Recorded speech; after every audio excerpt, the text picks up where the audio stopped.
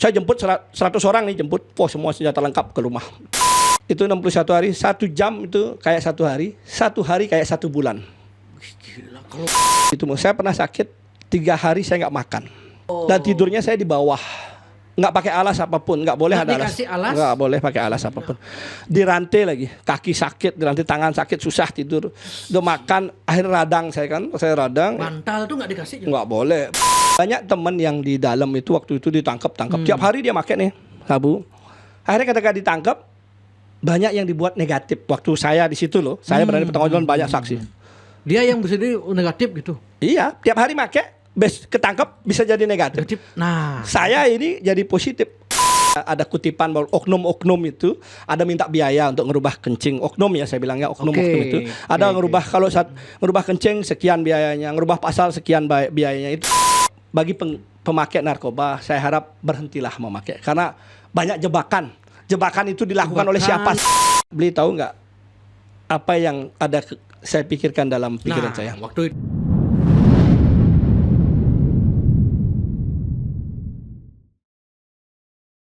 Om Swastiastu. Om Swastiastu. Bimo atau nama lengkapnya Ketut Putra Ismaya Jaya. Astungkares. Oke. Susema, Siap. dapat kehormatan nih. Akhirnya bisa juga duduk di sini. Dari nunggu Yang kapan sebetulnya dari dulu pengen sekali ngundang Jero Bimo, teman-teman tokoh-tokoh ormas di Bali kan. Cuman tiang masih berpikir 1000 kali lipat nih Jero. Ngumpulin mental sebetulnya, ngumpulin tapi lah. pasti wok ya ini. Salah ngomong. Aduh, boleh ngomong ya studio aja balik geruduknya gitu. Makanya dan Nikit yang sekarang momen tiang undang kenapa sekarang karena Jero tiang dengar tidak bisa maju ke DPD karena TMS ya. Nah, jadi Jero Bimo tetap mau mengedukasi, bersuara, bercerita di podcast Jak Bali kan tentunya masyarakat menilai nek tidak ada kepentingan untuk politik nih beliau tetap mau datang, bahkan dia dengar Jero tetap ke lapangan meskipun tidak gini ya. Tetap ngayah gitu ya. Tetap Jadi ngayah kalau kita bilang tetap ngayah. Ya ketika di TMS kan ada banyak bilang juga ada yang sampai menangis nih. Nyama-nyama kita di yayasan, mereka melihat perjalanan dan pergerakan saya sehingga mereka merasa sedih dan kasihan sampai nangis. Ada yang walek lagi di prank katanya. Di prank. Di prank. Kenapa prank? Kan sebelumnya dapat diumumkan lolos verifikasi. Lolos verifikasi oleh KPU Provinsi Bali, tetapi berjalan waktu ada aturan baru yang keluar yang disetujui aturan itu di mana kami semua di yayasan ini dan nyama-nyama kita sudah berjuang all out. Ikut pertama pun kita lihat aturan apa yang dikeluarkan, apa yang boleh dan apa yang tidak ketika menjadi calon ingin maju ke DPD RI kembali. Ternyata semua tidak ada halangan dan tidak ada hambatan. Walaupun saya mantan napi, tetapi itu aturan yang lama dipakai adalah mantan napi yang diponis 5 tahun tidak boleh maju, harus menunggu 5 tahun. Jadi kita ikuti sehingga tahapan awal, tahapan pertama itu kita diterima, diproses sama KPU sampai diundang dan diverifikasi faktualnya. Kita ikuti semua. Ternyata perjalanan itu apa yang sudah kita lakukan ada aturan baru. Ya kita menghormati aturan. Cuman sedikit tidaknya kan ada rasa kecewa dari nyama-nyama semua yang berjuang. Kita juga bukan hanya mengorbankan waktu kita, nyama-nyama juga tapi mengorbankan mereka tenaga, materi untuk berjuang ini. Ya saya kembali saya ambil hikmah untuk ikhlas. Karena ada di balik semua ini mungkin Tuhan punya cerita ketika saya gali, saya cari tahu apa sih masalah saya. Secara spiritual ada yang membuat saya menjadi kembali semangat dan memang saya dari awal konsepnya membuat yayasan ini adalah untuk membantu membalas budi kebaikan di Betari. Nanti saya ceritakan lebih lanjut kenapa saya membalas budi kebaikan Betari. Nah, Nika Tiang tidak akan membahas pasal-pasal yang memang gini kan, karena hukum zaman sekarang kan kesan ada yang bisa diatur dan ya. Nah, yang Tiang penasaran, apakah dulu sebelum Jero memutuskan untuk nyalon ini tidak bertanya dulu kepada teman-teman pengacara, teman KPU gitu, boleh? Berarti yang Jero katakan tadi, berarti dulu dibilang boleh. Iya. Awalnya kan sudah boleh. Kalau tidak boleh, kita dari awal proses kita sudah tidak mungkin diterima karena aturan kita nggak memenuhi. Tetapi di awal tidak ada aturan. Aturan itu keluar 2023 Februari. Jadi aturan itu 2023 keluar. Sehingga apa yang kita lakukan di awal itu sudah nggak ada artinya. Ya.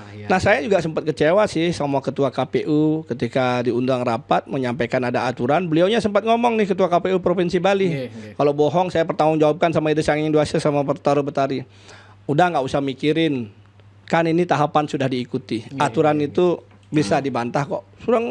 Udah berbuat, udah berjalan.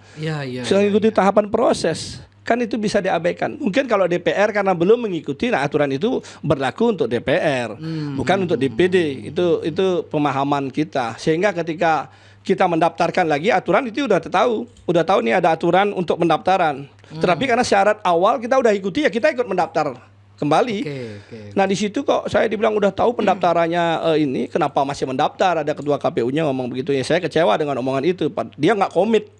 Dulu pun ketika saya C1 saya sempat protes waktu saya maju 2019 C1 saya kosong, beliau bilang tenang, di hanya TPS Karangasem aja nggak ada begitu. Tapi ternyata hampir di semua TPS di Bali C1 saya tidak ada namanya. Ketika di kecamatan itu hilang, dapat suara tapi tidak ada nama, ya tidak dimasukkan oleh petugas KPPS KPU yang ada di masing-masing TPS tersebut gitu.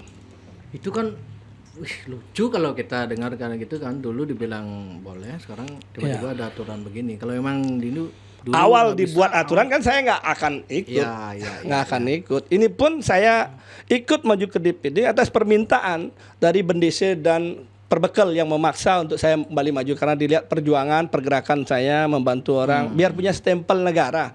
Nah itu yang membuat saya mau dan nyaman-nyaman semangat untuk memberikan dukungan. Karakter Jero Bima yang tiang lihat keras, belak-belakan, berani menyuarakan ini itu gitu, mungkin banyak ada juga oknum-oknum mungkin yang takut mungkin itu. Nah kalau boleh tahu Jero, sudah berapa habis ke biaya Jero? Kalau boleh, kalau enggak ya nggak apa-apa. Ya itu biaya nggak bisa dihitung ya, karena kadang-kadang lumayan banyak ya, tiap bulan aja itu pengeluaran sudah habis. Sebulan nggak sampai, kalau sebulan nggak sampai ratusan. Tetapi kan membangun itu ada juga sumbangsih dari nyama-nyama memasangkan baliho ini kan mereka niat sendiri itu biaya kalau hitung-hitung lumayan juga. Kalau DPD kan kita seluruh Bali, bukan hanya di satu dapil saja. Betul. Itu rutinitas saya hampir setiap hari keliling Bali untuk menyampaikan program visi misi apa tujuan maju ke DPD RI itu ya sampai memang dari awal tidak ada niat politik ya, tidak ada, maksudnya mohon maaf, tidak ada niat maju ke politik sebenarnya saya.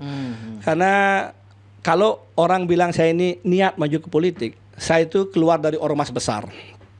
Ormas besar yang dulu bersama saya keluar, saya mundurkan diri. Nah ketika mundurkan diri saya kan tidak punya massa, tidak punya orang. Kalau orang politik nggak harus dia keluar. Kenapa? Karena di situ tempat massa, tempat wadah untuk mencari suara. Nah saya tidak pingin lagi ketika saya merasakan saat itu di organisasi saya pecah. Ada yang mendukung salah satu calon DPD RI sampai naikkan baliho, naikkan posternya, mengiklankan saya loh, berjuang, nyawa saya pertaruhkan gitu. Tapi ketika itu saya merasa saya tidak ada gunanya di wadah organisasi itu. Ketika saya tahu saya kalah, lebih baik saya mundur. Saya ingin jadi orang biasa sebenarnya, tidak ingin jadi siapa-siapa. Dan saya ingin menuntut KPU ketika ada kecurangan yang bisa dilakukan adalah tanggal 22 Mei melakukan penuntutan, ternyata saya harus masuk lagi tanggal 15 Mei. 15 Mei saya ketangkep narkoba itu yang ya kalau bicara kasusnya Jero dulu nih kan ada dua ya. Itu yang di kerangkeng viral video itu yang kasus yang mana? Kasus pertama saya yang di kerangkeng kaki tangan itu selama 61 hari tidak 61 boleh. 61 hari, 2 bulan lah ya. 2 bulan. Enggak boleh bertemu siapa-siapa, enggak boleh bicara sama siapa-siapa. Itu petugas hanya ketemu sebentar, tapi setelah 1 bulan lebih ada tangan Tuhan bekerja kepada saya. Akhirnya HP untuk memvideokan itu bisa terjadi. Itu kalau nggak ada kekuatan semesta, mungkin kalau saya ngomong orang nggak percaya, nggak mungkin dihukum begitu. Di Indonesia, apalagi di Bali, mana mungkin ada hukuman sampai kaki tangan diborgol di dalam penjara, kan tidak mungkin. Dan waktu itu kenapa viral kan tumen kan, masyarakat tuh melihat sampai begini di gini. Gitu. Ya, tidak ada kasus yang balihonya. Ya, kasus baliho yang dibilang menganiaya, mengeroyok Satpol PP. Nah, di persidangan ini nggak ada yang saya keroyok, tidak ada yang saya pukul. Saya mencaci, memukul pun nggak ada. Masa saya maju di PDRI saya harus marah-marah, saya harus mencaci orang. Laporan yang terjadi waktu itu adalah laporan polisi, laporan model A. Polisi yang melaporkan, Satpol PP-nya nggak mau melaporkan. Nah, ketika persidangan ada dibilang Pak Made ini yang menjadi korbannya, dia ditanya sama hakim, ditanya sama pengacara, nggak ada. Pak Ketut Putri Ismail Jaya ngapain? Dia main HP saja, nggak ada ngapa-ngapain. Yang lain ada teriak-teriak, kamu bohong. Ini teriak-teriak kan wajar, luapan emosi. Nah, ketika di persidangan dia tidak merasa dipukul, akhirnya dia cabut keterangannya. Bahwa apa yang disampaikan, dia bilang ini bukan saya yang membuat keterangan ini sudah ada, saya hanya disuruh hadir di persidangan. Tapi dia kalau cabut di persidangan begitu, kenapa Jero tetap di gini? Akhirnya dia cabut keterangan. Kalau tidak dicabut keterangannya, pengacara saya akan tuntut balik atas laporan yang tidak benar. Nah, kenapa saya tetap dinyatakan bersalah waktu itu? Mungkin karena saya sudah diborgol kaki tangan. Kalau saya bebas murni, mereka takut saya akan tuntut balas. Dan akan menuntut melaporkan atas apa yang terjadi pada diri saya. Nah, saat itu tim pengacara juga pingin untuk melakukan banding, mencari keadilan, kebenaran. Ayo kita banding. Saya nggak setuju. Jangan, biarkan sudah. Toh saya masih bisa maju di PDRI waktu itu. Masih ada waktu 2 bulan untuk saya kampanye. Biarkan, saya masih bisa kampanye. Kalau saya banding, saya masih di dalam, nggak bisa saya kampanye. Udah saya ikhlaskan itu apa yang terjadi. Jadi saya mendapatkan berkah. Jujur, sebenarnya ada pengorbanan yang bagi saya besar yang saya lakukan. Saat itu pas ada G20 di Bali, G20, saya ingat sekali bulan September, itu video sudah di tangan pengacara. Video apa ini, Ke? Yang borgol kaki tangan saya. Okay. Udah di tangan pengacara. Pengacara saya banyak yang bela ini, ikhlas mereka membela. Ada setengah setuju untuk viralkan.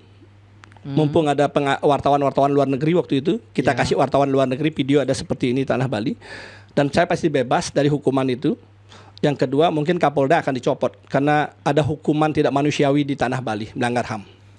Oh, berarti Jero menganggap itu tidak layak lah gitu. Ya, melanggar HAM itu. Nah, itu kita udah tanyain sampai Jero sampai dibegitukan di borgol. Mungkin kan kalau tiang biasanya nanya-nanya polisi itu orang gininya kalau melawan, Jero mungkin ada melawan dulu. Mana mungkin saya ngelawan, saya udah saya ditodong itu, mencoba nggak kabur. ada, apalagi saya mau coba kabur. Saya bisa kabur kemana? Saya kesatria nggak mungkin saya kabur. Juk-juk di gitu. Ya, saya dibawa ke Brimob dari Polresta. Saya jemput 100 orang nih, jemput semua senjata lengkap ke rumah. Oh, dijemput 100 orang waktu jam itu? 2 dini hari ya. Jam 2 dijemput. dini hari. Dijemput yang dibawa ke Polresta. Besok paginya saya bawa ke Brimob, ditelanjangin. Telanjang benar nih, bulat. Disaksikan banyak orang, udah telanjang, masuk ke dalam, saya diborgol kaki tangan. Saya pikir saya hanya diborgol masuk ke dalam ruangan. Ternyata ke dalam ruangan saya tetap borgolnya tetap ada. Saya kaget, loh kok nggak dilepas? Nggak, ini perintah. Ini gimana? Nggak perintah, ini perintah. Udah saya diborgol kaki tangan, saya tidur, saya makan, saya buang air besar, saya kencing, saya masih diborgol. Saya hanya lepas borgol pas saat mandi. Mandi saya dilepas 1 jam itu saya dapat waktu. Itu ruangannya berapa waktu di Brimob itu? Ruangannya ada segini? Enggak, kecilan dari sini, setengah ini. Ada langsung kamar mandinya. Iya. Kecil dari sini, setengah inilah ruangannya, ada kamar mandi langsung. Saya sendiri lorong pintu kaca. Pintunya kaca yang di depan penjagaan, pintu kaca, lorong, baru penjara. Ada 2 saja ruang penjara. Satu yang saya, yang satunya kosong. Jadi tahanan lain hanya saya yang merasakan hukuman yang bagi saya tidak manusiawi di tanah kelahiran saya, di tanah leluhur saya. Saya orang Bali. Itu Jero memutuskan yang viral itu sudah hari keberapa di Brimob? Nah, akhirnya ini ini pecah suara pengacara, mau ada yang suruh pusing, kirim ke wartawan asing.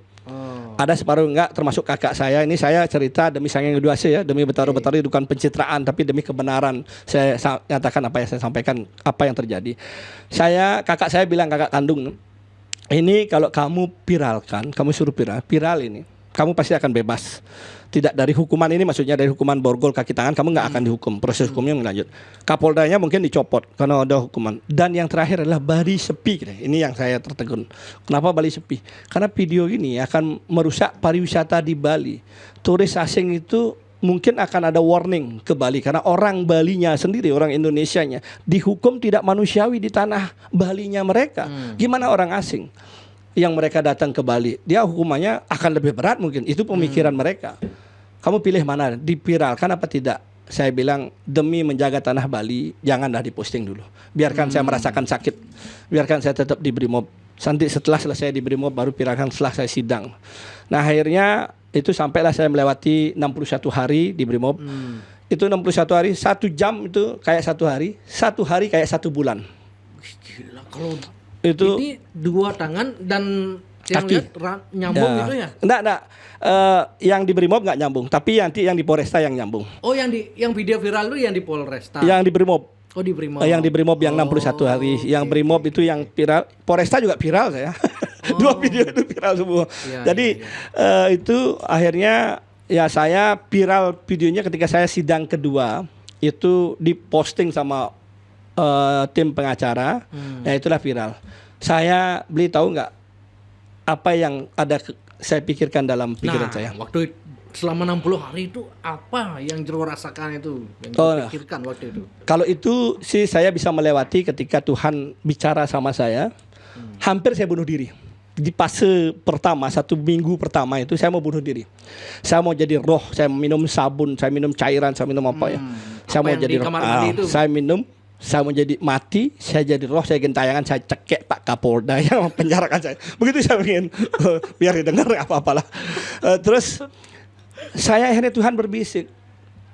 Karena saya sedih ngelihat anak saya nomor 4 itu setiap hari kalau tidur sama saya pelukan, yang perempuan. Saya gendong sama saya 2,5 tahun umurnya waktu itu. Dia selalu peluk gendong, harus sama saya dia tidur, saya gendongan sama saya tidur. Saya nangis. Anak Jero berapa waktu kondisi? 4 anak. Masih kecil-kecil anak saya. Kecil-kecil ya. Yang paling kecil itu 2,5 tahun. Yang kakaknya 3,5 tahun. Jadi ini yang sering pelukan sama saya, tidur bareng sama saya. Saya ingat saya sedih, saya nangis, saya netes air mata saya ingat istri saya. Itulah saya mau bunuh diri. Akhirnya Tuhan bicara, anggap saja dirimu mati. Ketika dirimu mati, apa yang kau bisa pikirkan? Kamu tidak bisa memikirkan apapun. Kamu jadi roh. Dia membawa karma lahir ke dunia. Enggak usah kau pikirkan.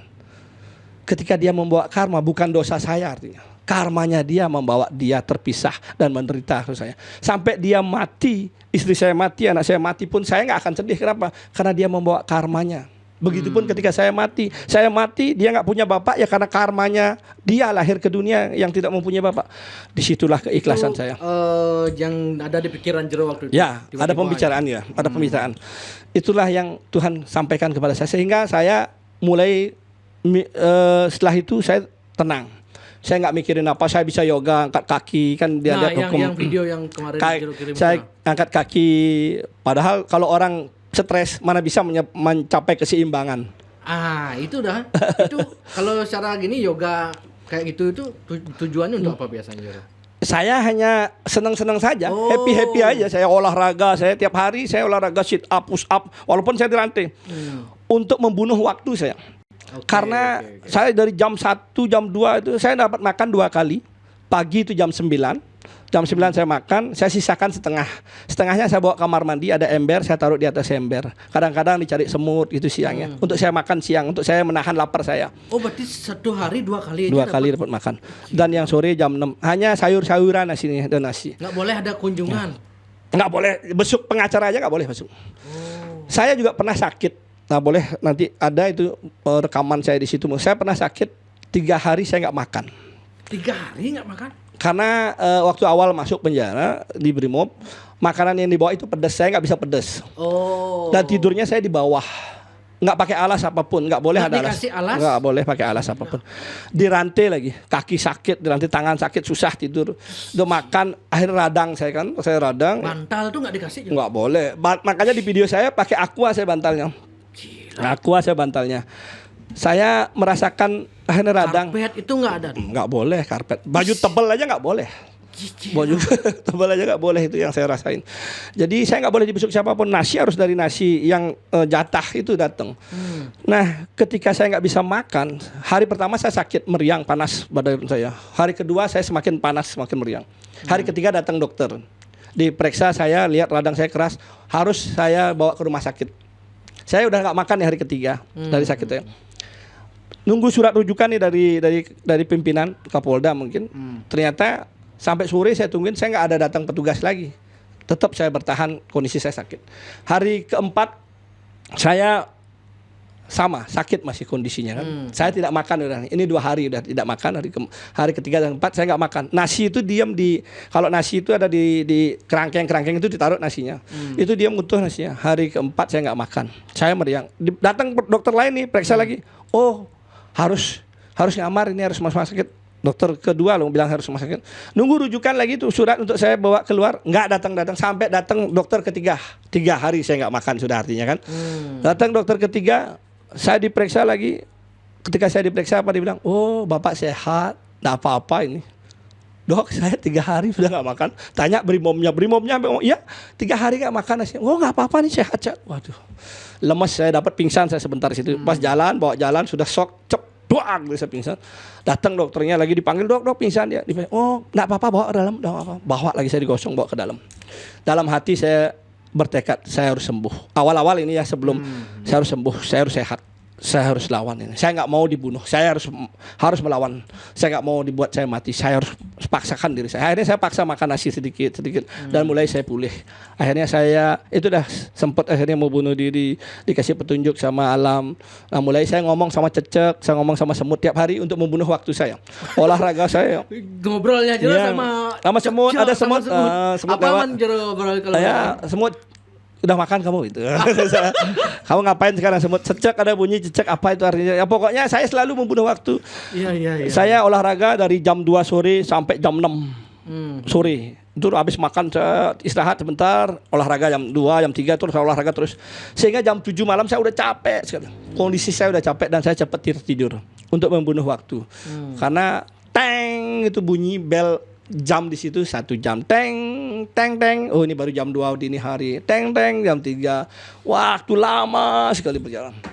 Nah untung saya bisa melewati itu. Itu proses penjara saya yang pertama, saya di Brimob. Akhirnya setelah di Brimob 61 hari saya harus dibawa ke LP Kerobokan untuk menjalani proses hukum. Itu kasus pertama. Saat itu ada, saya buka aja ya, di sini ada keinginan harus bayar ABC untuk membuat vonis saya ringan. Oh, saya siapa yang punya keinginan gitu? Dari kakak saya, pengacara ini. Memang ada memang opsi gitu. Ada opsi yang harus bayar A, B, C untuk ringan vonis saya, tuntutan saya bisa menjadi ringan. Ada tawaran kan dari? Ada dari tim hukum kita dan dari kakak yang kan itu biasa katanya. Saya bilang saya nggak mau. Kamu kan udah keluar nomor kamu untuk maju di PDRI. Saya udah keluar nomor saya ketika saya di Brimob. Udah keluar. Kamu bisa kampanye. Saya nggak mau, saya bilang. Kenapa kamu nggak mau? Ini zamannya zaman uang. Semua harus pakai uang. Harus bayar A, B itu harus untuk mendapatkan kamu keringanan. Kamu harus bayar. Kamu nggak usah ngeluarin uang, saya cari uang, itu kakak saya. Tim hukum saya udah, Pak Juro jangan kaku, ini nggak boleh kaku. Saya bilang nggak mau. Kenapa saya nggak mau? Pertama, saya benar. Saya pegang kebenaran saya. Kedua, setiap hari saya muja Betara, mencari di Betara saya untuk menyampaikan kebenaran saya kepada beliau. Waktu ada video Jero Trisanio ya, gitu ya. Di LP Kerobokan pun saya selalu sembahyang. Saya mencari beliau untuk mengadu kebenaran saya. Ketika pakai uang, artinya Betara tidak ada di tanah Bali. Uang aja pakai. Buat apa kita sembahyang? Kalau kita nggak percaya sama Betara ketika kita benar. Kasus Jero niki nggak ada. Tweet-tweetan nih kau. Saya percaya sama beliau ketika saya mau benar. Ada nggak aparat waktu atau oknum pengadilan jaksaan yang menawarkan nggak ada. Nggak ada. Cuman biasanya etikanya seperti itu. Saya nggak mau. Kebiasaan saya nggak mau. Saya bilang saya punya kebenaran. Saya punya betara, setiap hari saya muncul. Nanti ponis kamu 3 tahun loh. Kamu nggak bisa maju di PD. Nggak masalah. Kak, ponis kamu 2,5 tahun. Nggak masalah. Biarkan hukum kalau memang itu dihukum. Saya ingin tahu betara di Tanah Bali ada nggak. Itu sumber saya ampura. Saya bersaksi kepada dia sang yang udah sih betul-betul. Itu kejujuran. Akhirnya saya ketok palu. Lagi seminggunya tiang bebas di Purnama, Tilem dan Hari Tuhan Yesus. Artinya hari betara. Hari Purnama adalah hari betara. Hari Kajang Kliwon adalah hari taksu. Dan hari Tuhan Yesus. Di situ saya yakin beliau ada bersama saya. Itulah proses saya yang pertama. Kenapa saya maju di PDRI itu lagi. Yang pertama. Sebelum nikah Jero, boleh minum nih tegang ya. Bu silakan minum aja minum. Siapa tadi nanya. Nah, di kasus itu kan ada banyak versi Jero. Waktu narkoba nikah katanya Jero boleh saja pihak polisian mengatakan boleh saja mengatakan begini itu yang jelas hasil tes urin positif gitu. Nah, gitu gimana itu, Jero? Itu kasus kedua. Jadi kasus kedua itu saya waktu itu tanggal 14 Mei saya membuat sembako. Saya kan mau nuntut KPU. Akhirnya tanggal 15 saya ketangkep dini hari. Padahal sembako sebelum zaman Covid saya sudah senang membantu orang tapi nggak pernah saya posting. Mungkin saya nggak pernah keluar. Saya sering di rumah waktu itu. Habis itu saya nggak pernah keluar. Banyak masih teman-teman ormas main ke rumah itu. Akhirnya saya ingin membuat sembako dan saya ingin bagi pagi hari. Saya kalau orang nggak punya, saya ingin berbagi, Pak, Bu, ini saya bagi rezeki, saya tinggal. Pak, Bu, ini saya bagi rezeki, saya tinggal. Nah, mungkin informasi saya keluar pagi itu bocor. Sehingga saya ditungguin dari jam 1 katanya nungguin. Kan persidangan itu ditanyain para buser-buser itu nungguin saya jam 1. Nah, ketika saya dibilang, saya nggak ngaku. Kenapa? Karena saya nggak tanda tangan BAP ini didengar loh. Omongan saya pertanggungjawabkan omongan saya juga. Saya nggak tanda tangan BAP sampai ke persidangan. Di polisi saya nggak mau tanda tangan BAP. Kenapa saya mau tanda? Apa salah saya? Mana buktinya saya pesan barang? Mana buktinya saya beli barang? Mana sidik jari saya ambil barang? Itu pertanyaan saya ke polisi. Kencing kamu positif, kencing bisa dibuat kok. Nah, itu yang dengar di YouTube-nya Jero, ada yang pemakai itu bisa negatif. Oh gitu. ya, saya sampai debat sama karena saya yang ini dari mana? Ada yang bukti-bukti begitu. Oh ya. Ada yang kan saya di dalam penjara itu ketika saya di Polresta sampai saya ngomong banyak nih sama besar hukum karma. Ingat hukum karma, ada Tuhan yang melihat. Tidak sekarang kamu nikmati, anak cucu kamu ketika kelak nanti akan menerima karma atas perbuatanmu. Itu saya bilang. Karena begini, banyak teman yang di dalam itu waktu itu ditangkap. Tiap hari dia pakai nih sabu. Akhirnya ketika ditangkap banyak yang dibuat negatif. Waktu saya di situ loh, saya berani bertanggung jawab, banyak saksi. Dia yang bisa jadi negatif gitu. Iya, tiap hari make, ketangkep bisa jadi negatif. Nah, saya ini jadi positif. Makanya di dalam itu kalau positif bisa rehab, bisa mengadukan asesmen, dapat asesmen, pengajuan asesmen. Nah, saya debat lah sama BNN asesmen. Aja bagusin ngomong ya Pak, karena saya bilang ada kutipan bahwa oknum-oknum itu ada minta biaya untuk ngerubah kencing. Oknum ya saya bilang ya, oknum itu ada ngerubah kalau saat ngerubah kencing sekian biayanya, ngerubah pasal sekian biayanya. Itu saya sampaikan. Saya dibilang jangan ngawur ngomong. Silakan komandan datang ke Polresta, masuk ke tahanan, saya yang bertanggung jawab. Siapa yang bilang? Kan saya yang bilang. Saya bertanggung jawabkan omongan saya. Banyak orang yang nggak punya, pingin, padahal dia tiap hari make karena dia kecanduan. Pingin dia dapat asesmen, nggak bisa, dia harus bayar. Kasihan punya anak masih kecil-kecil. Saya menangis melihat itu. Jadi ada yang temennya ini kalau bagi pemakai narkoba, saya harap berhentilah memakai karena banyak jebakan. Jebakan itu dilakukan oleh siapa saja. Bahkan yang dengar-dengar sering kan kalau menjalani proses itu juga banyak oknum-oknum yang melakukan pemerasan gitu mungkin ya. Ya, banyak oknum yang minta lebih untuk ini untuk itu. Jadi banyak oknum ngerubah kencing, saya bilang ngerubah pasal gitu, gede-gedean. Ngerubah pasal itu bisa? Bisa, apa yang tidak? Apa yang tidak? Kan saya mantan napi, banyak napi yang menjadi saksi kalau ada mau minta, saya pun siap menerangkan kesaksian mereka semua dan mereka pun siap bersuara karena kebenaran kan harus tegakkan. Jadi di situ saya tidak mau nih tanda tangan sampai jaksanya Pak Lupi, jaksa boleh tanyain dia. Pak, kenapa nggak tanda tangan BAP? Saya apa salah saya? Saya dulu penjahat iya Pak. Saya pernah make iya dulu. Saya perokok iya. Banjingan saya iya dulu, orang saya di ormas kok. Kalau saya bilang baik-baik saja kan semua orang membuli saya. Nggak benar. Saya penjahat, saya perokok. Tapi ketika saya berhenti apakah saya nggak boleh? Nah akhirnya ketika ketangkap keluarga saya diintervensi. Sampai ibu saya datengin kakak saya, dikasih tahu istri saya suruh ngaku katanya. Saya disuruh ngaku. Sampai saya punya saudara Kasubdit di Polda waktu itu masih aktif di Kasubdit narkoba. 4 kali beliau jadi Kasubdit di Polda waktu itu. Sekarang udah pensiun. Jadi dia minta juga saya untuk mengakui. Ibu saya kalau nggak ngaku saya dianggap menjadi bandar.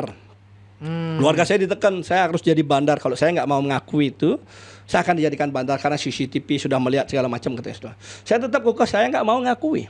Biarkan dia bilang saya bandar, buktikan saya bandar. Paman saya ini, saudara saya yang polisi ini, dia bilang mereka sudah bersumpah jabatan melihat kamu ngambil ini segala macam. Jadi mereka sudah sumpah jabatan, jangan kamu bantah, kamu akui aja. Saya bilang, Om, kalau bilang sumpah jabatan, polisi di sumpah jabatan nggak boleh terima suap loh. Bener nggak? Nggak boleh terima uang. Kasus Ferdi Sambo. Nggak boleh terima uang, bener nggak? Buktinya mereka apa? Mereka langgar sumpah jabatannya, setia kepada siapa? Untuk mengayomi siapa? Banyak oknum-oknum yang melanggar itu. Saya dulu dekat sama polisi, Pak. Saya baju coklat berapa jenderal saya teman saya. Wakapolri saya punya teman dulu. Jenderal bintang 2, bintang 1 saya berteman karena saya baik. Mereka mau berteman sama saya karena baikan saya. Saya banyak bantu orang ketika orang itu nggak butuh keadilan, dia benar, saya lapor sama beliau. Saya banyak punya kenalan jenderal, dekat hubungannya. Ketika sama Pak Kapolda yang Pak Petrus Gulusi. Itu mungkin tanda kutip ya saya dianggap tidak benar. Ada kasus saya bantu orang ketika eksekusi. Di situ mungkin saya dengar beliau marah sama saya. Eksekusi, ini orang ini di mafia tanah, ditipu orang ini, orang Bali nggak punya apa. Saya bantu dengan turunkan pengacara, nggak minta biaya sepeser pun, nggak minta perjanjian apapun. Saya ada di Seroja rumahnya. Demi Sang Yang Widi Wasa, demi Betara-Betari saya ngomong ini apa adanya aja. Saksi di Betara. Saya nggak minta, saya lawan lah untuk eksekusi mereka. Tahap awal gagal, polisi itu sudah marah. Mungkin saya dianggap ini karena saya membela kebenaran. Kalau saya nggak bela, hanya baru diancam, ditakut-takuti, saya takut membela kebenaran, Tuhan akan marah sama saya.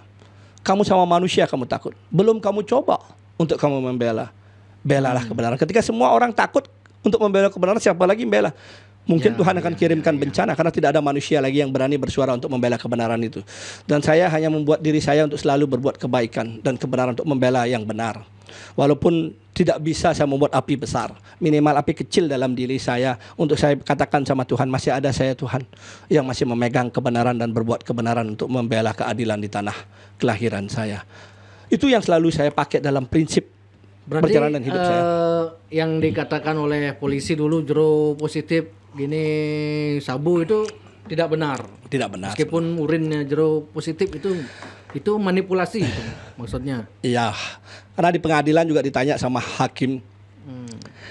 Ditanya nih penyidiknya, Pak, siapa yang bawa kencingnya Pak Tut Ismail? Saya. Terus diserahkan di mana? Serahkan bagian lab. Siapa yang menyerahkan? Saya. Di mana putusnya penyerahan? Ya serah terima, kami serahkan, malah sudah melanjutkan untuk tes. Jadi kan ada terputus. Labnya itu tidak ada yang melihat. Pak melihat nggak hasilnya? Nggak melihat. Hasil keluar dari lab. Hasilnya seperti apa kan nggak tahu. Sama ketika kasus saya pertama, saya dipaksa kencing nih. Iya. Boleh nih nanti para buser-buser itu, sahabat-sahabat saya buser itu di Polresta, paksa saya jam 1 malam. Kasus saya waktu di Brimob, saya ditarik keluar, saya masih pakai rantai semua. Saya dipaksa kencing untuk saya tes kencing. Saya nggak mau. Saya bilang saya nggak mau kencing. Saya mau kencing, saya didampingi pengacara. Baru saya mau kencing. Jangan maksa, ini perintah Pak Kapolda. Semuanya nurunkan pistol. Brimob ada 50 orang masuk ke Brimob itu, termasuk ada Brimob 20. Saya nggak mau. Kalau kamu maksa saya kencing, sini pistol kamu tembak kepala saya, potong kelamin saya. Saya nggak mau kamu paksa saya. Kamu nggak mau bodohi, saya nggak mau. Saya nggak mau dibodohi 2 kali. Kasih saya pengacara, saya kencing. Nggak bisa, ini udah malam. Nggak bisa, ya nggak mau saya. Kalau saya dikasih pengacara, saya mau kencing. Karena saya tahu nggak mau saya dibohongi itu. Sampai Brimob ngomong gini, Pak ini suruh kencing aja susah sekali. Apa sih susahnya Pak kencing? Marah juga saya balik. Pak tahu apa masalah saya? Apa salah saya? Pak tahu apa saya salahnya? Pak juga tahu nih saya nih, bapak saya polisi Pak, saya makan dari gaji polisi, bukan kakek saya polisi. Orang tuanya Jero polisi. Bapak saya polisi. Oh. Saya anak polisi, anak kolong saya. Oh, iya, bukan iya. kakek saya polisi, bapak saya polisi, paman saya polisi. Polisi di mana kalau Polres nggak tahu? Karangasem. Jadi Oh, polisi sekarang kecil lah. masih? Nggak, sudah almarhum. Sudah deweyang. dulu Polisi ya. kecil ya. Jadi kan setidak-tidaknya kan saya anak kolong juga, anak polisi juga. Iya. Jadi saya nggak takut, tembak aja saya, potong kelamin saya. Itu boleh didengarkan oleh para buser-buser, kanitnya juga ada di situ. Saya nggak ngomong main-main nih, nggak bohong juga dicerita di Jekbali ini kebenaran. Oke. Akhirnya besoknya baru saya dikencing, dipanggil pengacara saya 2 botol. Kencing 1 dibawa Polresta, kencing 1 dibawa pengacara. Bawa pengacara 5 menit, tes sudah tahu saya negatif. Bawa Polresta sampai sekarang katanya nggak tahu hasilnya. Itu kasus yang pertama loh. Nah kasus yang kedua terlambatlah saya menampilkan pengacara. Karena situasi dan kondisinya, ada video saya teriak-teriak sampai istri, rumah saya digeledah habis dibilang ada barang pinggir jalan, saya harus ngakui karena saya dicabut, ada pipa panjang besi pipa panjang itu. Oh ini Ismaya. Saya kan kaget, baru saya keluar dari ormas. Oh. Karena saya dengar tanda kutip Itu baru keluar dari ormas ya? Baru keluar dari ormas 3 hari kemudian. 3 hari ya. Saya dengar nih omongan di luar desa saya akan dibeginikan, dibeginikan lah. Gitu. Saya akan ditarget. Nah, mereka pakai hitam-hitam. Saya pikir mereka kan orang ormas yang akan target saya. Makanya saya lari. Ketika saya lari dikejar sampai bunyi pistol tembakan, bunyi tembakan lah. Saya tahu itu polisi. Saya berhenti, saya balik. Saya tanya ada apa? Oh narkoba, enggak ada. Narkoba mana? Narkoba di jalan itu saya disuruh ngakuin. Saya nggak mau. Makanya yang ngambil bukan saya, ngambil kasatnya ini narkobanya Ismaya ya. Dia ngambil sidik jari, saya nggak ada itu. Nih ada saksi klien saya di situ disaksi, cuman persidangan nggak berani bersaksi, bendese nggak berani bersaksi, nggak dikasih bersaksi. Nah dari barang itu ada ke rumah saya jaraknya cuma 5 menit, jalan kaki ya udah nyampe rumah saya, digeledahlah rumah saya, geledah rumah saya, korek saja nggak ada, apalagi bong.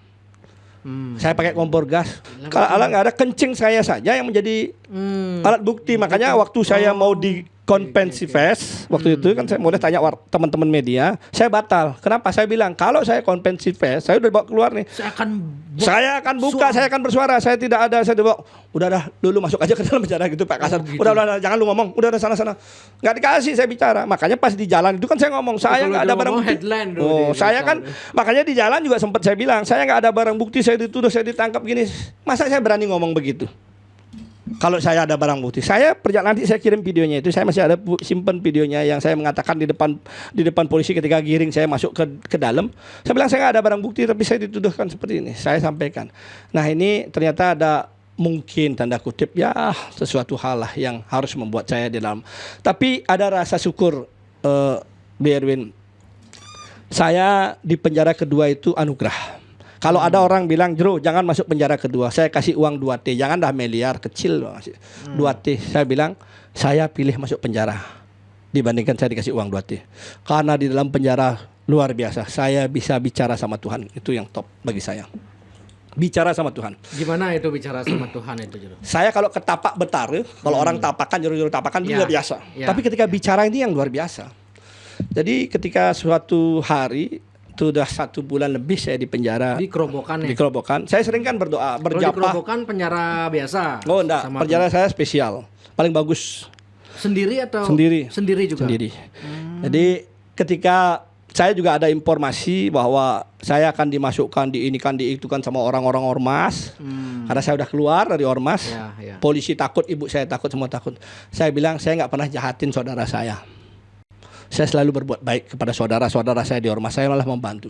Kalau dia sampai berani sakitin saya bukan kucing, saya adalah macan. Saya siap bertarung kok. Saya siap perang kok di dalam. Biar saya sendiri, mati pun saya siap. Tapi minimal harus ada korban juga sama saya. Itu prinsip saya bawa. Saya bukan kucing.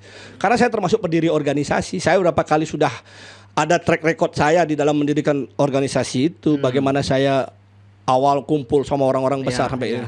Nah, ketika penjara saya itu kamar saya spesial, Wisma Tampak Siring namanya. Wisma Tampak Siring. Bukan sendiri blok. Berarti kamarnya. Ya. Dulu juga Wisma Tampak Siring, yang kedua Wisma Tampak Siring kamar nomor 1 ada kloset duduk, ada halaman, ada tempat gym, tempat saya Wisma Tampak Siring. Luas lah saya. Jadi saya bisa bebas karena itu penjaranya spesial khusus kayak papilion itu. Oke. Beda blok. Ada mantan-mantan pejabat di blok dia tidur ber-20 orang di gembok. Ke kamar mandi sendiri. Tidurnya berjejer gembok. Saya tidur saya sendiri. Klosetnya duduk bebas ya. Itu yang saya percaya ketika kita adalah orang Tuhan yang selalu berdoa mencari dia betara-betari, beliau akan berikan tempat terbaik dan berikan anugerah terbaik. Dan ketika saya bicara tadi yang kita terputus, bagaimana bicara sama Tuhan. Nah, ini ketika saya katakan saya bicara sama Tuhan, itu yang luar biasa. Saya sumpahkan ini saya nggak mungkin ngomong. Saya sering udah bicara kepada orang tamu yang datang, tapi podcast kadang-kadang saya belum berani. Ini sekarang biar tidak dibully, tapi saya sumpahkan kalau saya bohong, saya dinistakan oleh Tuhan. Ide sayangnya dua saya. Ide betara-betari saya kawitan dan langit saya. Dinistakan, dibuat hancur dan tidak punya harga diri saya. Tapi ketika saya benar, diangkat derajat saya, dimuliakan saya jadi manusia. Saya tidak dengar di medsos, tidak dengar dari buku, tidak dengar dari orang, tidak dengar dari siapapun. Dari saya duduk bicara, saya mengatakan saya bicara sama Tuhan. Nah, ketika habis sembahyang, saya duduk jam 1 siang, ingat saya duduk biasa. Beliau bicara sama saya. Saya kaget. Semacam bisikan lah. Ya, semacam bisikan. Saya kaget. Saya tanya, benarkah engkau Tuhan? Iya, saya Tuhan.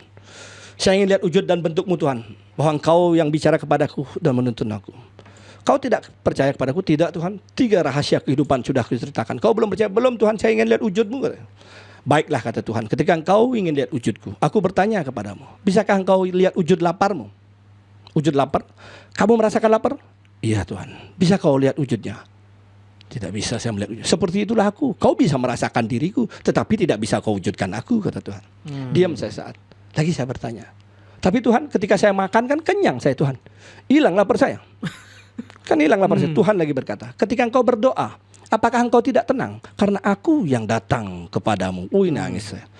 Ketika saya selalu dalam masalah, saya selalu berdoa, saya tenang. Di situ ternyata Tuhan merangkul dan memeluk saya. Saya menangis terharu. Semua orang membuli saya, menghina saya, menganggap saya jahat. Padahal saya di ormas tidak pernah saya nyakitin orang, tidak pernah saya pungli sama orang. Saya banyak bantu orang. Tapi siapa yang tahu? Karena saya pakai baju kelihatan saya penjahat. Saya membela kebenaran saya. Saya menangis terharu saya. Ternyata Tuhan nyata bicara kepada saya saat ini. Saya tanya lagi Tuhan, apa karma saya Tuhan? Karena semua orang pasti bilang, oh karma nih masuk penjara. Karmanya dia. Apa karma saya Tuhan? Kenapa saya dihina, direndahkan di tanah Bali? Begitu saya berbuat untuk tanah Bali saya. Tuhan berkata, kau tahu Yesus? Dia manusia sama seperti dirimu. Dihukum, disalib lebih sakit dibandingkan dirimu hukumannya. Kenapa dia dipuja jutaan umat manusia sebagai Tuhannya agama Kristen seluruh dunia? Apakah Yesus punya karma? Kan tidak mungkin Yesus punya karma. Yesus mengalami proses penebusan dosa umat manusia. Kau ajarkan untuk mengetahui kehidupan, kata Tuhan. Begitupun Tuhan berkata, ketika kau merasa rendah hati dan hina, kau tahu Arjuna dan Bima yang hebat luar biasa. Dan tahu kau Krishna, seorang kusir kuda dalam kitab suci Bhagavad Gita. Kenapa Krishna yang dipuja? Kenapa bukan Arjuna dan Bima yang dipuja dalam kitab suci Bhagavad Gita? Krishna lah yang dipuja. Dalam kehidupan nyata kita rendahkan sopir. Wah sopir yang ada arti ini. Wah Bima berhebat. Ternyata saya nggak ada artinya. Yang mulia itu sopirnya karena dia menuntun kebenaran. Bukan, jangan kau silau dengan kekuatan dan kehebatan. Karena bukan itu yang dilihat oleh semesta. Begitupun Sang Buddha, siapa dia? Dia pejalan kaki mengajarkan kebaikan dharma. Dan kau tahu pengusaha terkaya di Cina dan raja Cina, pejabat Cina, kenapa bukan dia yang dipuja? Kenapa hanya seorang pejalan kaki yang dipuja sebagai Tuhannya Sang Buddha di tanah Cina sana? Artinya, jangan pernah kau silau dengan jabatan dan kedudukan. Bukan itu yang dimuliakan. Tetapi perbuatan baik itulah yang akan menjadi mulia. Apa yang kau lakukan. Begitupun Nabi Muhammad. Siapa dulu dia orang yang dihina, dibenci, dicaci menjadi luar biasa ketika masuk dalam gua dan melihat sinar. Ini yang membuat saya kuat dan saya bukan karena karma saya dipenjara. Tapi saya dipenjara karena Tuhan menuntun saya. Itu yang saya yakini. Saya tanya lagi Tuhan, kenapa kau pilih saya Tuhan untuk kau ceritakan segalanya? Tuhan berkata, manusia banyak lupa diri, mereka berpikir karena agama melahirkan mereka ke dunia. Tanyakan kepada Pak B, pendeta-pendeta mereka lah. Kenapa ketika mereka butuh darah berbeda agama boleh masuk ke tubuhnya? Contoh darah saya agama Hindu, masuk ke tubuh tokoh agama A, B, C. Saya penjahat, ulama luar biasa. Saya penjahat, habis makan babi haram, tapi tinggal saya yang berdonor. Darah saya menyelamatkan nyawanya. Kenapa darah saya boleh masuk ke tubuhnya? Kenapa tidak diharamkan saja? Kenapa tidak dilarang saja? Apalagi ngomong di Bali, darah orang Hindu Bali banyak yang makan babi. Kenapa boleh masuk ke tubuh agama yang berbeda untuk ketika mereka butuh darah? Di situlah Tuhan berkata, aku menciptakan manusia di seluruh dunia. Tidak ada yang kubedakan. Agama hanya mengajarkan kita untuk mengetahui tentang iman menuju kematian. Nah, itu yang membuat saya semakin kuat dan tegar dalam penjara. Ada lagi pertanyaan saya, Tuhan. Tuhan, apakah Engkau ada dalam diriku? Saya tanya, Belijak. Adakah Tuhan dalam diri kita? Ada. Di mana letak Tuhan? Semuanya Tuhan sebenarnya. Nafas, paru-paru Tuhan gitu. Ada yang bilang begitu. Jantung Tuhan gitu. Kalau kita bicara spiritual ya, spiritual dan agama kan beda. Saya tanya Tuhan. Karena kalau ada juga bilang roh atau atma itu Tuhan. Ya, kalau pemahaman agama kan Ya. Tuhan itu roh, atman, percikan. Kalau spiritual tangan kita Tuhan. Ketika saya tanya Tuhan, apa jawaban Tuhan? Adakah Engkau dalam diriku, Tuhan? Jawaban, tidak ada. Tidak ada. Aku tidak ada dalam dirimu. Aku menciptakanmu, ya. Ketika aku ada dalam dirimu, takkan kubiarkan kau berbohong, menyakiti orang, berkata-kata kasar, berbuat kejahatan, membunuh orang, berselingkuh, mengkhianati orang. Karena aku bersamamu. Pasti aku tidak biarkan. Aku yang menciptakanmu, ya. Sama seperti ibumu. Dilahirkan kau dari segumpal darah, lahir kau ke dunia. Apakah ibumu ikut kemanapun kau pergi? Kan tidak. Dia melahirkanmu. Aku yang menciptakanmu. Kau mencariku dalam doa ketulusanmu. Aku akan hadir kepadamu. Aku ada di mana-mana dan aku tahu apa yang kau lakukan. Engkau mencariku dalam doa ketulusanmu. Aku akan hadir kepadamu. Coba kalau ada Tuhan dalam diri kita, kenapa kita dibiarkan berbuat kejahatan? Artinya Tuhan ikut berdosa dong, membiarkan kita berselingkuh, mengkhianati orang sampai membunuh orang. Tuhan membiarkan itu terjadi. Artinya kan Tuhan harus bertanggung jawab dong atas apa yang terjadi pada kita lakukan. Benar juga logikanya. Nah, itulah yang saya dapatkan di dalam penjara. Tempat yang hina, tempat yang kotor bagi orang. Bagi saya tempat itu mulia, karena saya bisa bicara sama Tuhan dan dituntun dengan kebenaran, dengan logika. Tuhan menceritakan tentang kehidupan. Itu yang saya dapat. Dapat penjaraan saya pertama, saya dapat ketemu teroris 2 orang. Mungkin kalau masih ingat teroris di Gerobokan. Ada Heru atau siapa namanya yang teroris kasus yang di ngebom di mana nih? kasus yang ada senjata dulu tangkap di WR Supratman di kan itu dibilang teroris tuh. Ketemu sama saya di penjara. Tapi belum ngebom.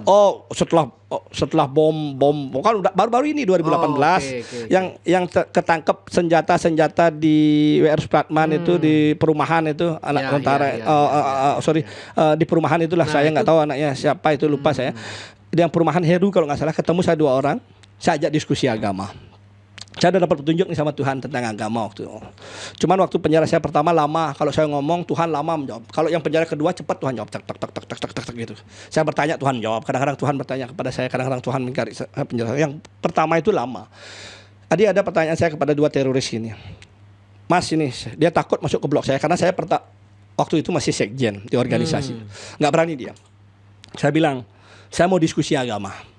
Kamu kan teroris? Enggak, Pak. Enggak, saya bukan teroris. Sudahlah, kamu mau teroris, terong apalah. Enggak masalah begitu. Saya enggak mau diskusi agama. Saya tanya kepadamu. Ketika saya ingin bertanya, kalau kamu bisa jawab, saya masuk agamamu. Lillahi ta'ala. Saya nyebut itu sampai. Ini kan kisah saya ya. Saya akan masuk agamamu. Lillahi ta'ala sama. Oh, bingung dia. Serius. Kamu enggak usah masuk agama saya. Oke, deal, setuju. Saya pertanyakan adalah, Tuhan kamu sama Tuhan saya sama apa enggak? Dia waktu itu jawab beda. Tuhan dia sama Tuhan saya beda. Oke, pertanyaan saya yang kedua. Ketika kamu saya ajak ke rumah sakit bersalin, bisakah kamu menunjukkan mana agamamu dan mana agama saya? Apa cirinya? Rumah sakit bersalin. Ya. 5 agama, ibunya melahirkan anak, saya sembunyikan ibunya, saya tukar bayi. Mana agama Islam nih? Mana agama Kristen, mana agama Hindu? Apa cirinya? Bingung dia. Nggak bisa. Kok belum bisa? Nggak bisa. Masa nggak bisa? 2 orang nggak bisa. Tuhan kamu sama Tuhan saya sama apa nggak? Beda kan? Kamu bilang, ya dia bilang beda. Masa kamu nggak bisa membedakan mana bayi agama A, agama B? Nggak bisa Pak Tut. Belum. Oke. Saya tanya lagi. Pin HP kamu sama pin HP saya mau nggak sama? Nggak mau. Pin ATM nggak mau. Kita manusia nggak sempurna. Kita bilang Tuhan kita maha sempurna. Tetapi kenapa ciptakan kita sama? Harusnya kalau kamu baru lahir langsung nih, mohon maaf saya bilang sunatan. Oh, Islam. Hindu baru lahir pakai belalai nih kayak Ganesha. Oh, Hindu. Buktinya kan kita tidak sama, kita baru lahirkan. Tidak ada yang dibedakan, artinya Tuhan kita satu. Tuhan kita tidak berbeda, Tuhan kita satu. Agama yang sebenarnya kan? Agama yang membuat kita ajaran ini yang membuat kita. Tapi bagi mereka itu berbeda. Bagi mereka berbeda. Kan pemahaman orang beda-beda. Ada yang mana. Kalau udah mengatakan Tuhan satu semua berarti bom. Kan ada buktinya kan ketika buktinya mereka mengebom melakukan ini karena mereka berpikir kan berbeda. Kenapa dia membenci kita agama berbeda ya karena mereka berbeda, benar nggak? Kalau satu nggak mungkin dia benci kita. Betul. Nah, akhirnya saya bilang juga ilustrasinya saya ini di organisasi. Saya sebagai sekjennya. Kalau bilang saya dewanya, Dewa Ismail atau Dewa Ismail saya. Tuhannya ketua saya. Cara sembahyang saya begini. 500 tahun lagi keturunan saya ada nggak percaya ini ormas udah nggak ada. Pasti agama. Oh agama saya ini. Ya. Tuhannya ini, nabinya ini, Nabi Ismail atau nama saya Ismail, Dewa Ismail.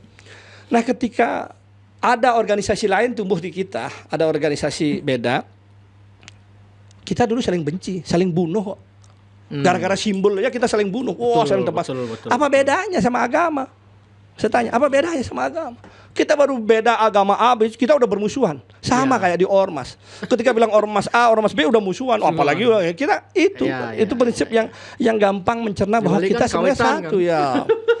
Ini yang harus kita pahami bersama. Nah, itu kupasan tentang Tuhan biar nggak ngelantur. Boleh yang sambil merokok? Oh, gini. Lu nggak anti asap rokok kan? Nah, saya kebetulan nggak anti. Dia karena seneng ngobrol itu sambil gini. Cari inspirasi ya. Kalau asik obrolan pasti tiang merokok nih. Kalau nggak asik ya diam aja dia. Ya itulah berkah yang saya dapat. Kalau tiang bicara lapas kan, yang mesti di podcastnya Deddy Corbuzier gitu ada menyebut bahwa sampai gampang sekali peredaran narkoba di dalam lapas. Nah, bahkan ada di lapas bisa masuk pakai drone. Nah di kerobokan gimana kondisinya? Kan terkenal juga. Yang jerut, yang berani. Saya sebutin apa enggak ini? Jadi kalau zaman saya ya saya bilang nggak tahu kalau zaman sekarang. Zaman saya masih agak gampang. Masih gampang. Tapi kita bicara konteks waktu zamannya. Ya, zaman saya. Gitu ya. Dan saya dengar sekarang udah agak ketat. Sekarang sudah mulai perbaikan. Harapan saya sih memang harus bersih. Kenapa? Kasihan generasi muda yang dihukum. Saya ketemu anak-anak muda yang umurnya 18 tahun, 19 tahun. Mereka belum menikmati rasa bahagia di luar. Tapi mereka harus masuk penjara dihukum 4 tahun. Barangnya 0,4. Dihukum 5 tahun. Karena nggak bisa bayar apa-apa. Dihukum 5 tahun. Generasi muda Hindu banyak sekali orang Bali yang ditangkap ketika ngayahin Betara. Bahkan ada yang sama sekali nggak gini bisa kena itu ya. Makanya ini himbauan kepada semua masyarakat yang kebetulan ikut dalam kelompok pemakai narkoba dan tidak. Jadi kalau ada temennya pakai narkoba nih, dia dalam ruangan nih kayak kita nih sama jeg-jeg, Erwin ini pakai sabu, saya nggak pakai nih, saya diam begini. Penggerebekan datang, saya ketangkep. Saya mengetahui tapi tidak melaporkan, kena juga saya pasal. Iya. Jadi saya kencing saya negatif bisa jadi saya bandar karena saya nggak pakai. Gitu ya. Akhirnya ada banyak orang yang menangis. Ada kisah itu yang saya terima. Pak Jero, saya nunggu di kos. Dia cerita sama saya nih. Saya nunggu di kos. Saya nggak tahu kalau temennya yang ini adalah pemakai. Dia tunggu dia WA dan Cidija nih, Cang di kos. Kamu di mana nih? Saya udah di kos. Tinggal main. Dia lagi ditangkap pas ngambil barang. Dibaca sama polisi, ada temennya. Ditangkap dia. Dipikir dia akan ikut, padahal dia ngomong saya nggak tahu Pak Dut, saya nggak pernah pakai begitu. Saya mau main ke dia karena satu kampung. Dia harus ikut masuk penjara. Gila. Sampai berapa tahun vonisnya itu? 4 tahun itu. Wih gila. Barangnya 0,2. Dia nggak tahu apa bisa. Karena nggak bisa, keluarganya nggak punya. Dia nggak punya uang sama sekali. Orang tuanya orang nggak punya, orang kampung. Gimana? Ada juga yang ketangkap barang-barang gede nih. Ada tangkap sampai 900 ekstasi, 9.000 ekstasi apa 900 waktu itu saya tuh. Sama sabunya berapa. Dia dititipin temannya dari dalam. Tolong dong kamu ambil barang saya bawa ke rumah. Karena di rumah saya nggak ada siapa suruh ngambil. Saya sibuk diolah sedih ide dulung. Karena teman baik, kamu ambil barang bawa ke rumah kasih ibu saya. Percaya dong ngasih ibu. Kasih ibu saya itu barangnya. Udah dia mau pimpinan kenyan ben mani itu ben puan dia teket barangnya kamu ngabang bang memang sengaja nyen soalnya ada kamu nggak bisa. Oke dia ambil baru ambil keluar gerbek tangkap. Dia termasuk dalam sindikat bandar besar. Ngeri. Jadi ketika ada orang minta kita ada ngambil. Yang gitu, sampai divonis. Vonisnya dia 18 tahun. Aduh. 18 tahun. Gila, dia nggak tahu apa. Nggak tahu apa. Jadi harapan Ngeri saya sekali ini dunia kalau itu. mumpung ada di podcastnya Jag Bali, mungkin generasi muda mendengar jadi ketika ada yang nyuruh ngambil paket di depan pegawai paketnya, Pak, saya disuruh ngambil paket, tolong buka paketnya. Saya nggak tahu paket isi apa. Biar aman nih. Paket isi apa? Sebelum kita sentuh. Ya, sebelum kita sentuh. Paketnya, Pak. Kalau kita sudah minta begitu, polisi nggak akan salahkan kita. Berarti benar, kita nggak tahu. Tolong Pak, buka paketnya. Biar saya tahu. Kalau apa? ada orang yang nyuruh ngambil Ya, paket. apalagi orang dari dalam penjara yang nyuruh, itu bahaya. Oh. Itu pasti barang-barang narkoba kadang-kadang. Oke. Itu barang-barang narkoba. Nah, peredaran dulu sangat gampang. Kalau Gimana orang kalau gampang itu gimana aja? Mungkin dulu ya share, zaman saya ya, zaman saya. Kalau sekarang kan sudah apa saja ada. Lu mau ngapain bisa, lu mau happy. Dia sering dengar gitu kan, wah di penjara ngapain aja, apa Yeah. aja ada. Nah, tapi detailnya dia nggak pernah tahu apa aja ada gitu. Boy macam-macam, segala bentuk narkoba. Enek, ganja, heroin, apa saja lah. Bahkan dia yang dengar kan, dulu pernah menggelar diskusi sama mantan ketua blok di LP Kerobokan. Dia belak-belakan tapi tidak di-share di medsos lah, di forum diskusi tertutup. Tuh dia, orang di penjara itu masuk kucing keluar macan gitu. Ya, kalau keluar macan belum tentu macan apa. Masuk bandar kecil, keluarnya bandar besar. Bahkan ada orang yang pemakai bisa jadi bandar. Ya, malah jadi bandar besar. Karena di situ dapat jaringan, di situ dapat ketemu link-linknya. Kadang-kadang mereka kayak paralel ya. Mereka udah ketangkep, mereka suruh temannya untuk ini. Akhirnya temannya juga ketangkep, kasihan. Menurut saya kasihan sekali generasi. Janganlah menimbulkan korban lagi. Nah, saya sendiri di situ kalau nggak bayar hutang, disiksa juga tuh. Bayar 300 ngebon barang nih. Barang-barang dalam bawah bisa disiksa sama bandar-bandarnya. Ada direndam, ada di borgol, ada di Yang pecet. penasaran cara masuk barang itu dalam. Nah itu saya nggak ngerti juga biar nggak salah ya. gitu. Oke, Kalau sekarang saya nggak ngikutin Kalau perput. di Saya taunya podcast- di dalam waktu itu sudah ada aja. Sudah ada aja di dalam waktu itu. Dan sekarang saya dengar sudah tertib. Semoga ya bisa tertibkan agar ada efek jera. Kasihan generasi kita nggak tahu. Sekali lagi saya bilang ada hukum karma yang tidak bisa dilepaskan. Sekarang bapak-bapak penjaga di situ bisa menikmati hasil uang.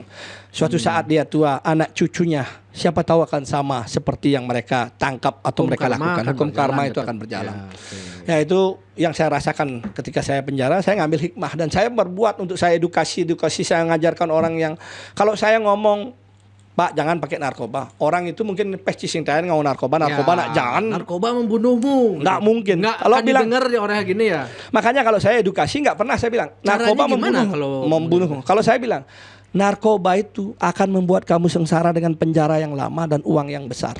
Kalau bilang membunuh, orang nggak akan takut. Buktinya banyak yang pakai nggak mati-mati. Tuh dulu kudang tahun dia nggak narkoba sing mati. Ya. Kan logika itu tidak diterima. Tapi kalau kita bilang, ketika kamu ketangkap, masa depanmu akan hilang. Kamu akan Duitmu akan habis untuk ngurus kasusmu. Dan kamu akan diam lama di dalam penjara. Padahal belinya 0,4. 1 gram itu hanya 1 juta. Tapi menjalani hukuman 4 tahun, 5 tahun, 6 tahun, 7 tahun, 8 Dengan tahun itu bisa biaya terjadi. yang besar juga.